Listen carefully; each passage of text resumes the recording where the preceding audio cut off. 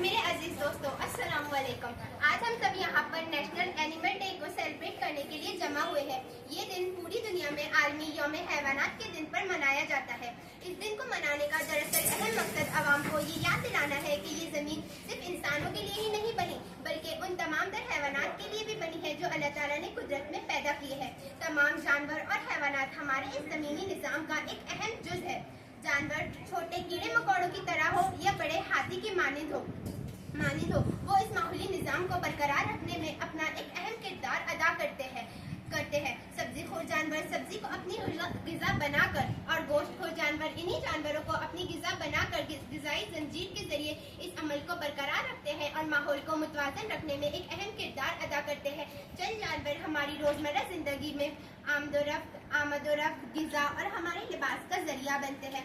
जैसे अगर हम मिसाल के तौर पर एक शहद की मक्खी को देखें तो ये सिर्फ शहद ही नहीं पैदा करती, बल्कि वो हमारे माहौल में पॉलिनेट फैलाने में मदद करती है, जिसकी वजह से इंसानी ग़िज़ा का एक बड़ा हिस्सा उगता है।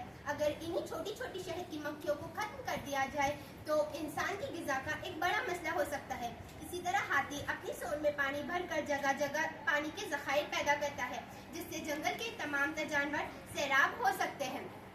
इसी तरह व्हेल मछली आबी निज़ाम को बरकरार रखने में अपना एक अहम किरदार अदा करती है। इसके अलावा जानवर सिर्फ माहौल के हुस्न को बढ़ाने और हमारी ग़िज़ा का ही जरिया नहीं बनते, बल्कि वो वैक्सीनेशन और अमराज शिकन के टीके की तहकीक के लिए भी बहुत मुफीद है।